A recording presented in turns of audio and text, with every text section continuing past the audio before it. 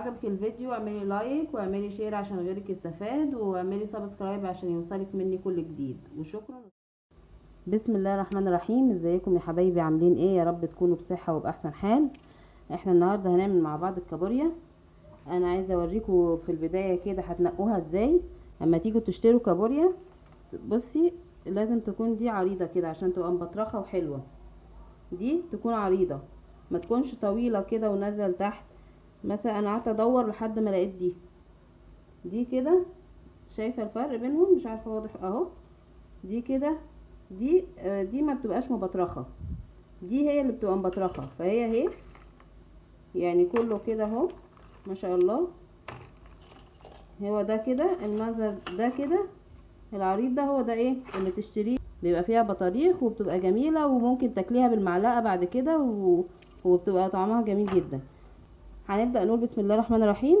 هنقوله ايه، هي بيتحط عليها بصل وملح وكمون بس، وكوبايتين ميه كده. الكميه دي حط لها ميه، ما تغرقهاش ميه. هي كوبايتين ميه على الكميه دي بس. وكل شويه هنقلبها، هنغطيها ونهدلها النار ونسيبها، كل شويه هنقلبها. انا هبدا معاكم. هنقول بسم الله الرحمن الرحيم وهنبدا. واحط لها الحاجات دي اهي، بصلايه والملح والكمون وكوبايتين ميه اهو. 1 2 بس. كل شويه بقى هقلبهم.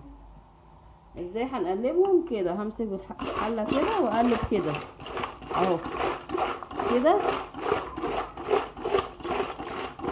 انا لفيت البصل والملح والكمون فيها كلها، هغطيها واسيبها وههدلها النار. وكل شويه هرجع اشوفها عملت ايه وارجع واوريكم. كل ما هرجع لها تاني هوريكم هنعمل ايه، هنشوفها ازاي. بصوا هنا هقلبها كل شويه، قلت لكم هاجي ابص عليها واقلبها اهو كده تقليب كده. شايفين بدأت تاخد لون ازاي؟ كده معناها ان هي ايه، بدأت تدخل في السوا، بس لسه طبعا يعني لسه هغطيها واسيبها تاني. انا ليه ما بزود لهاش الشوربه؟ علشان طعمها يبقى مركز جواها، مش عايزه الطعم كله يروح في الشوربه بتاعتها وفي الميه اللي موجوده فيها.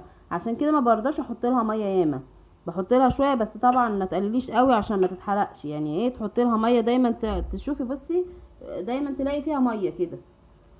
فكده هغطيها وكل شويه هرجع اقلبها معاكم زي ما وريتها لكم كده، عشان اللي تحت يجي فوق واللي فوق يجي تحت وتستوي كلها، ما تبقاش واحده مستويه وواحده لا. هغطيها وارجع لكم تاني لما اجي اقلبها. اهي رجعنا تاني هنقلبها تاني اهي اهو. شايفين اللي فوق؟ بصوا بيدخل في السوا كده. اللون ده كده معناه ان هو بيدخل في السوا، بس برضو هسيبها تاني لسه.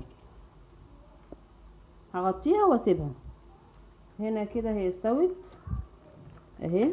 شايفين كل شوية اجي اعملها كده واقلبها كلها احمرت اهي. شايفين يعني سخنة طبعا، كلها احمرت بالشكل ده كده، يبقى معناها كده استوت. انا هطفي عليها واقدمها لكم واوريها لكم. هنا يا حبايبي بعد ما استوت قدمناها بالشكل دوت. وتقدري تقدمي جنبها رز صيادية. مرة برضو ان شاء الله باذن الله هبقى اعمله لكم في فيديو. لو حابه تحطي الشوربه بتاعتها جنبها، ممكن تصفيها من الميه من الحاجات البصل اللي فيها وحطيها جنبها. ولو عجبك الفيديو اعملي لايك واعملي شير عشان غيرك يستفاد، واعملي سبسكرايب عشان يوصلك مني كل جديد، وشكرا والسلام عليكم ورحمه الله وبركاته.